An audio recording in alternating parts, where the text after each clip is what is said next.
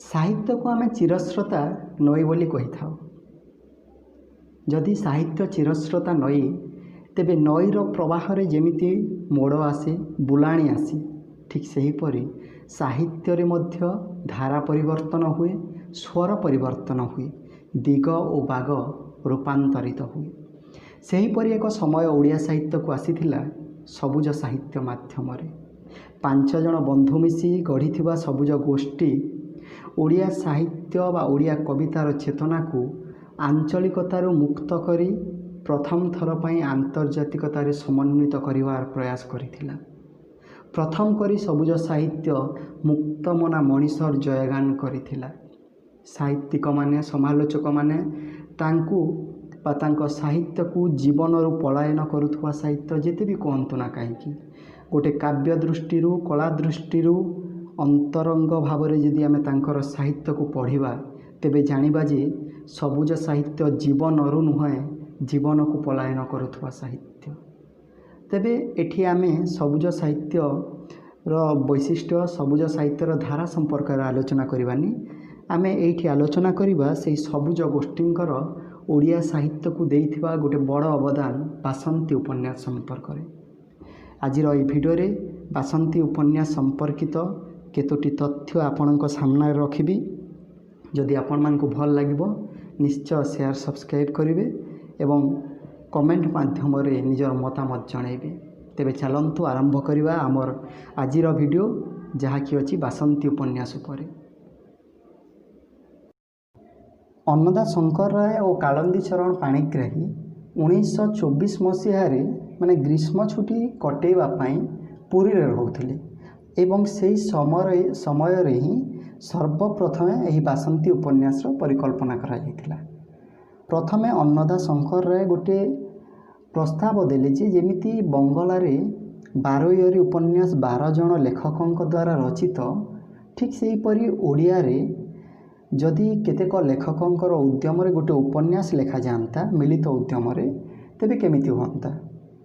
यही प्रस्ताव उपरे विशेष आलोचना पर्यालोचना करिवा परे उपन्यास मेरुदंडर रूपरेख निर्णय कला परे कालंदी चरण पाणिग्राही और अन्नदा शंकर राय तत्कालीन ओडिशार मुखपत्र कहले चलिबो उत्कल साहित्य पत्रिकार संपादक विश्वनाथ करं को जाई भेटिले।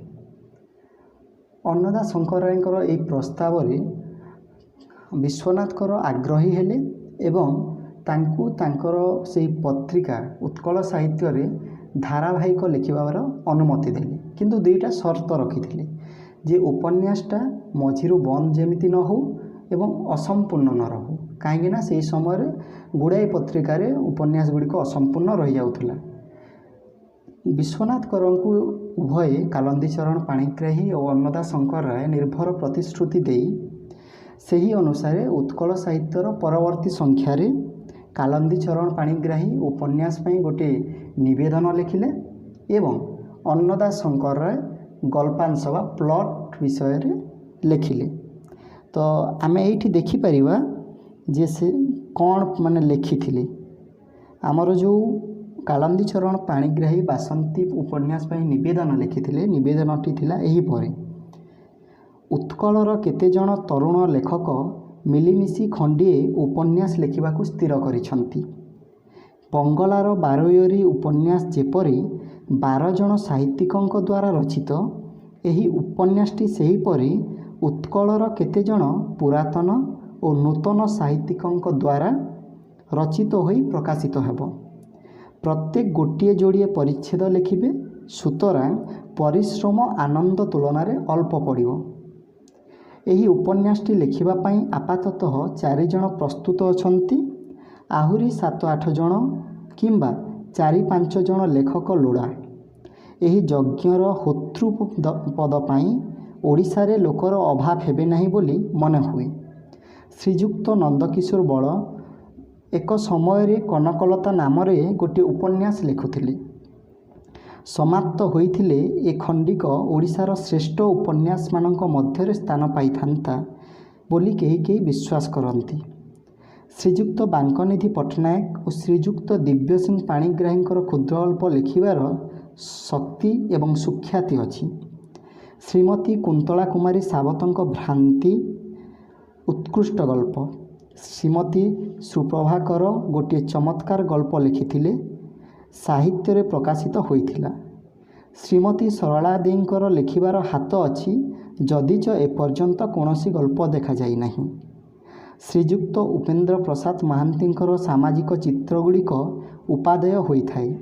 ଏହା ବ୍ୟତୀତ କେତେକ ନୀରବ ସାଧକ ମଧ୍ୟ ଉତ୍କଳରେ ଅଛନ୍ତି। ଏମାନେ ଇଚ୍ଛା କଲେ ଓଡ଼ିଶାର କଥା ସାହିତ୍ୟକୁ ସମୃଦ୍ଧ କରନ୍ତେ। କିଏ କିଏ ଏହି ଉପନ୍ୟାସଟି ଲେଖିବାକୁ ଇଚ୍ଛୁକ ଅଛନ୍ତି ତାହା ଶୀଘ୍ର ଜାଣିପାରିଲେ ଅନୁଷ୍ଠାତାମାନେ ବିଶେଷ ଉପକୃତ ହେବେ। ସେମାନେ କାଳନ୍ଦୀଚରଣ ପାଣିଗ୍ରାହୀଙ୍କ ଉପରେ ଉପନ୍ୟାସଟିର ସୂତ୍ରପାତ କରିବାର ଭାର ଦେଇଛନ୍ତି। ତାଙ୍କ ପରେ ଆଉ 2 ଜଣ ଲେଖିବାର ସ୍ଥିର ହୋଇଛି, କିନ୍ତୁ ସେମାନଙ୍କ ପରେ କିଏ କିଏ ଲେଖିବେ ସ୍ଥିର ହୋଇନାହିଁ। ଏହି ନିବେଦନ ପାଠ କରି ଯେଉଁମାନେ ଲେଖିବାକୁ ଇଚ୍ଛୁକ ସେମାନେ ନାମ ପଠାଇବେ ବୋଲି ଆଶା କରୁଅଛୁ। ସେମାନଙ୍କ ଅଭିପ୍ରାୟ ଅନୁସାରେ କର୍ତ୍ତବ୍ୟ ବିଭାଗ କରାଯିବ, ଅର୍ଥାତ୍ କିଏ କେଉଁ ଅଂଶ କେବେ ଲେଖିବେ ତାହା ନିର୍ଦ୍ଧାରିତ କରାହେବ। ଯେଉଁମାନେ ଲେଖିବେ ସେମାନଙ୍କୁ କେତେଗୁଡ଼ିଏ ନିୟମ ମାନିବାକୁ ହେବ। ପ୍ରଥମ, ସେମାନେ ଏଥିସଂଲଗ୍ନ ପ୍ଲଟ୍କୁ ଅବଲମ୍ବନ କରି ଗୋଟିଏ ଯୋଡ଼ିଏ ଲେଖାଏଁ ପରିଚ୍ଛେଦ ଲେଖିବେ। ଦ୍ୱିତୀୟତଃ, ପୂର୍ବ ପ୍ରକାଶିତ ଅଂଶ ସହିତ ଅସଙ୍ଗତି ନ ରହିବା ପ୍ରତି ଲକ୍ଷ୍ୟ କରିବାକୁ ହେବ। ତୃତୀୟତଃ, ମୁଖ୍ୟ ଚରିତ୍ରମାନଙ୍କର ବିକାଶ ଦେଖାଇବାକୁ ହେଲେ ଗୌଣ ଚରିତ୍ରମାନଙ୍କର ଯେତିକି ବିକାଶ ଆବଶ୍ୟକ ସେତକରୁ ବେଶୀ ହେବ ନାହିଁ, ଅର୍ଥାତ୍ ଅବାନ୍ତର ଅଂଶର କୌଣସି ସ୍ଥାନ ରହିବ ନାହିଁ। ଚତୁର୍ଥତଃ, ପ୍ଲଟ୍ରେ ଯେଉଁ ସବୁ ଚରିତ୍ରର ଉଲ୍ଲେଖ ରହିବ ସେସବୁକୁ ଛାଡ଼ି ନୂତନ ଚରିତ୍ର ସୃଷ୍ଟି କରାଯାଇପାରେ, କିନ୍ତୁ ଏସବୁ ଚରିତ୍ରକୁ ଅପ୍ରଧାନ କରିବାକୁ ହେବ ଏବଂ ମୁଖ୍ୟ ଚରିତ୍ରମାନଙ୍କର ବିକାଶ ପାଇଁ ଯେ ଏମାନଙ୍କର ଅବତାରଣା ଏକଥା ସବୁବେଳେ ମନେ ରଖିବାକୁ ହେବ। ପଞ୍ଚମତଃ, ନିର୍ଦ୍ଦିଷ୍ଟ ସମୟ ମଧ୍ୟରେ ରଚିତ ଅଂଶ ନିମ୍ନ ଠିକଣାକୁ ପଠାଇବାକୁ ହେବ। ପ୍ରେରିତ ରଚନାଗୁଡ଼ିକରେ ଅସଙ୍ଗତି ବା ଅବାନ୍ତର ଅଂଶ ଅଛି କି ନାହିଁ ବିବେଚନା କରିବାର ଭାର ଶ୍ରୀଯୁକ୍ତ ଅନ୍ନଦାଶଙ୍କର ରାୟଙ୍କ ଉପରେ ନ୍ୟସ୍ତ ଅଛି। ସେ ଆବଶ୍ୟକ ହେଲେ ଲେଖକଙ୍କର ପରାମର୍ଶ ନେଇ କିଛି କିଛି ପରିବର୍ତ୍ତନ କରିପାରିବେ। ଷଷ୍ଠତଃ, କିଏ କେଉଁ ଅଂଶ ଲେଖିବେ ଲେଖକମାନଙ୍କ ନାମ ପାଇବା ପରେ ସେମାନଙ୍କୁ ତାହା ଜଣାଇ ଦିଆଯିବ। ଦୈବତ୍କ୍ରମେ କୌଣସି ଲେଖକ ଲେଖିବାକୁ ଅକ୍ଷମ ହେଲେ ଅନୁଗ୍ରହ କରି ପୂର୍ବରୁ ଜଣାଇବେ। ତାଙ୍କ ଅଂଶ ଅନ୍ୟ କେହି ଲେଖିବେ। ଲେଖାର ରୀତି ଏବଂ ଭାଷାର ତାରତମ୍ୟ ଉପନ୍ୟାସଟିରେ ରହିବା ସ୍ୱାଭାବିକ।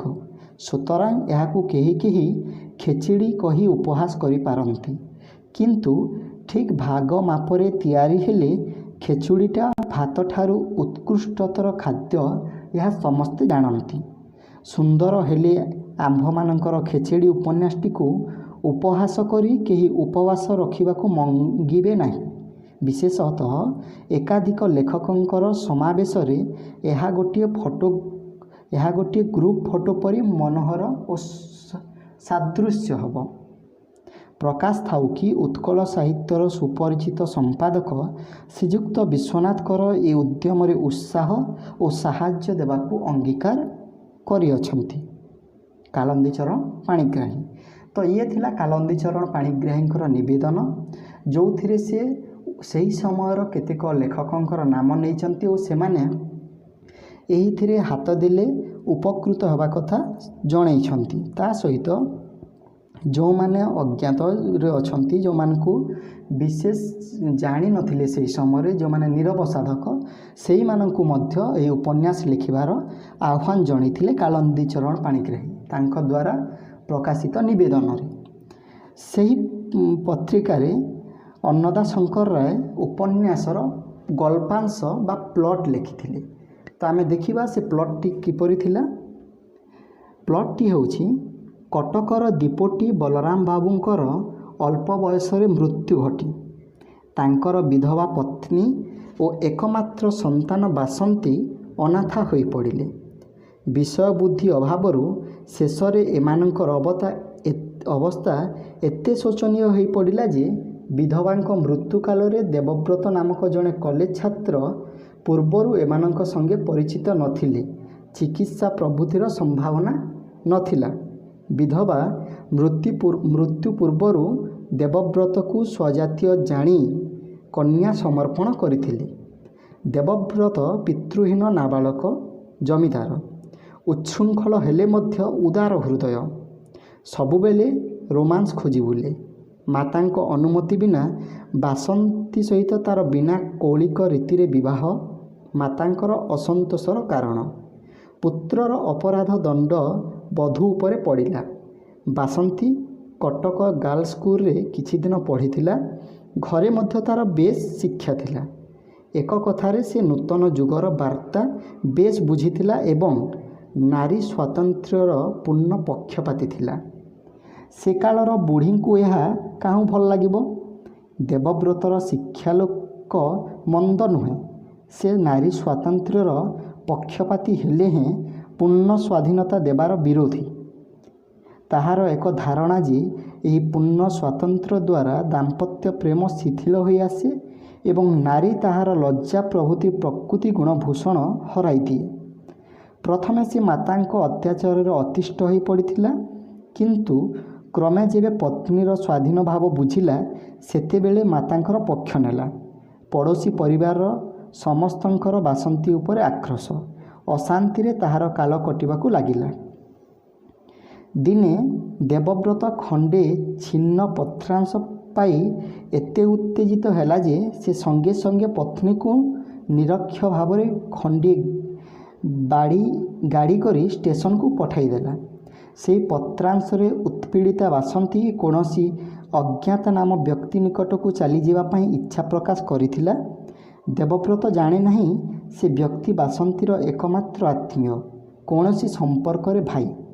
ବିଶେଷତଃ ସ୍ୱାମୀଙ୍କ ବ୍ୟବହାରରେ ବାସନ୍ତୀ ଉତ୍ତ୍ୟକ୍ତ ହୋଇ ଯେ କିଛି ଦିନ ଲାଗି ସେ ସ୍ଥାନକୁ ଯିବାକୁ ଇଚ୍ଛା କରିଥିଲା ତାହା ମଧ୍ୟ ଦେବବ୍ରତ ଜାଣେ ନାହିଁ।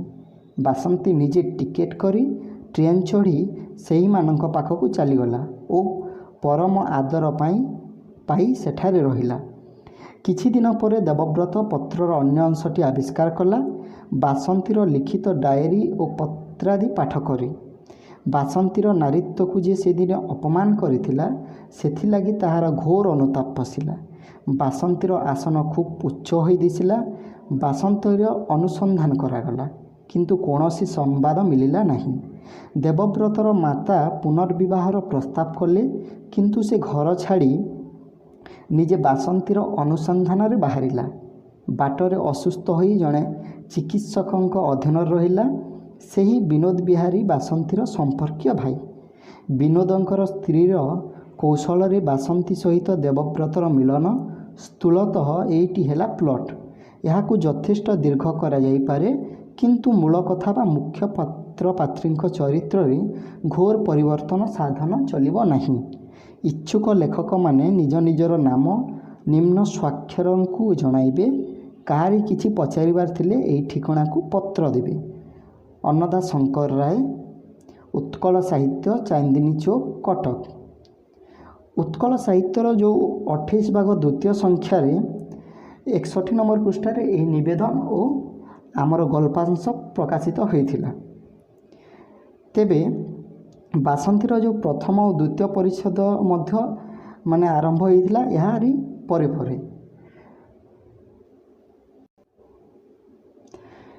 କାଳନ୍ଦୀଚରଣ ପାଣିଗ୍ରାହୀଙ୍କର ନିବେଦନ ଓ ଅନ୍ନଦା ଶଙ୍କର ରାୟଙ୍କର ଗଳ୍ପାଂଶ ଆପଣମାନେ ଶୁଣିଲେ। ତେବେ ଏହା ପରେ ପରେ ହିଁ ଆମର ଯେଉଁ ବାସନ୍ତୀ ଉପନ୍ୟାସ ଅଛି ଉତ୍କଳ ସାହିତ୍ୟର 28 ଭାଗ ଦ୍ୱିତୀୟ ସଂଖ୍ୟାରୁ 1924 ମସିହା ମେ ମାସରୁ ଆରମ୍ଭ ହୋଇଯାଇଥିଲା। 28 ନମ୍ବର ଭାଗ ଦ୍ୱିତୀୟ ସଂଖ୍ୟା 1924 ମେରୁ ବାସନ୍ତୀ ଉପନ୍ୟାସ ଉତ୍କଳ ସାହିତ୍ୟ ପତ୍ରିକାରୁ ଧାରାବାହିକ ଭାବରେ ଆରମ୍ଭ ହେଲା ଏବଂ 30 ଭାଗ ଅଷ୍ଟମ ସଂଖ୍ୟା 26 ନଭେମ୍ବର ଯାଏଁ ଏହା ଧାରାବାହିକ ଭାବରେ ପ୍ରକାଶିତ ହେଲା। 30 ଭାଗ ଅଷ୍ଟମ ସଂଖ୍ୟା 1926 ନଭେମ୍ବର ଯାଏଁ। ଅନେକ ଲେଖକ ସେହି ସମୟରେ ଏହି ବାସନ୍ତୀ ଉପନ୍ୟାସରେ ଲେଖିବା ପାଇଁ ଆଗ୍ରହ ପ୍ରକାଶ କରିଥିଲେ, କିନ୍ତୁ ସେମାନଙ୍କ ଭିତରୁ ଉତ୍କଳ ସାହିତ୍ୟରେ 12 ଜଣ ନାମ लेखकंकर नाम लेखक लेखिकांकर नाम एवं दुईटी छद्म नाम श्री और श्रीश बासंती उपन्यास को धारावाहिक भाव में लिखिथिले। अर्थात 12 जन लेखक लेखिकांकर नाम एवं दुईटा छद्म नाम उत्कल साहित्य पत्रिकार बासंती उपन्यास सबू परिच्छेद गुड़ी को धारावाहिक भाव में लिखिथिले। किंतु माने आमर जो कथा उठे एठू ही प्रश्नवाची आरंभ हुए। जदि धारावाहिक भाव में 14 जनकर नाम थिला ता पुस्तक आकार जेतेले प्रकाश पाउछि ताहा 9 जन लेखकंकर ना दिया जाउछि। तेब जदि आमे मानि नेला जे श्री और श्रीश होछि बास माने सरला देवींकर छद्म नाम, तेबे आउ जो 2 जन अछंती रत्न देई एवं आमर बनलता देई ए 2 जनकर नाम पुस्तक आकार जेतेले बाहरुछि नाही। तेबे उत्कल साहित्य रे जो बनलता देई लिखिथिले तांकरी नाम रे प्रकाश पाउथुवा परिच्छेद को अन्नदा शंकर राय निज नाम रे छपेइथिले एवं आउ गोटे रत्न देईंकर नाम रे जोटा प्रकाश पाइथिला ताकू आमर शरद चंद्र तांकरी नाम रे छपेइथिले पुस्तक आकार। तेबे एठी बुझा पड़ेनी जे जड़े लेखकंकर गोटे ना छद्म नाम ठीक अच्छी किंतु बनलता दे जे माने अन्नदा शंकर रायंकर भी गोटे छद्म नाम और सरला देवींकर छद्म नाम एटा बुझा पड़े नहीं। तो एमिति गोटे द्वंद्व भितर यही लेखक मानकर नाम को लेकिन सबुज साहित्य नीरव रही ता संपर्क में कौन से माने सूचना दे नाहांती। से जहाँ भी हो आमे यही जगार जो पुस्तक आकार बासंती उपन्यास प्रकाश पाइला से जो लेखक माने 9 जन लेखक लिखिछंती तांकर किए को परिच्छेद लिखिछंती से विषय टिके जानिबा। जो 9 जन लिखिथिले से माने हेले कालंदी चरण पाणिग्राही, श्री शरद चंद्र मुखार्जी, श्री हरिहर महापात्र, श्री अनंता शंकर राय, श्रीमती सरला देवी, श्रीमती सुप्रभा देवी, श्री मुरलीधर महांती, श्रीमती प्रतिभा देवी एवं वैष्णव चरण दास यही 9 जन से लिखिथिले। सर्वप्रथमे कालंदी चरण पाणिग्राही प्रथम द्वितीय एवं शेष जो 2टा अच्छी 3टा अच्छी 28, 29, 30 ये 5टी परिच्छेद कालंदी चरण पाणिग्राही लिखिथिले। शरदचंद्र मुखार्जी तृतीय, चतुर्थ एवं 23, 26 नंबर परिच्छेद लिखिथिले। हरिहर महापात्र 2टी परिच्छेद लिखिथिले 5 और 6 नंबर परिच्छेद।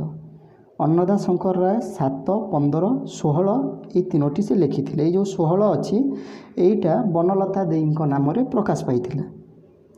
श्रीमती सरला देई 8, 9, 17, 18, 19, 20, 21, 22, 27 यही सब परिच्छेद से लिखिथिले। एथिरु जो 17 नंबर परिच्छेद अच्छी एटा बनलता देईंको नाम रे उत्कल साहित्य पत्रिका प्रकाश पाइथिला। श्रीमती सुप्रभा देवी 10 नंबर और 11 नंबर परिच्छेद लिखिछंती। श्री मुरलीधर महांती 12 और 14 नंबर परिच्छेद, श्रीमती प्रतिभा देवी 13 नंबर लिखिछंती, वैष्णव चरण दास 24 और 25 लिखिछंती। तेबे श्रीमती सरला देवी सबुठारु बेसी 9 गोटी परिच्छेद लिखिछंती एवं सबुठारु कम लिखिछंती प्रतिभा देवी। तेबे एईटा थिला माने बासंती उपन्यास संपर्कित।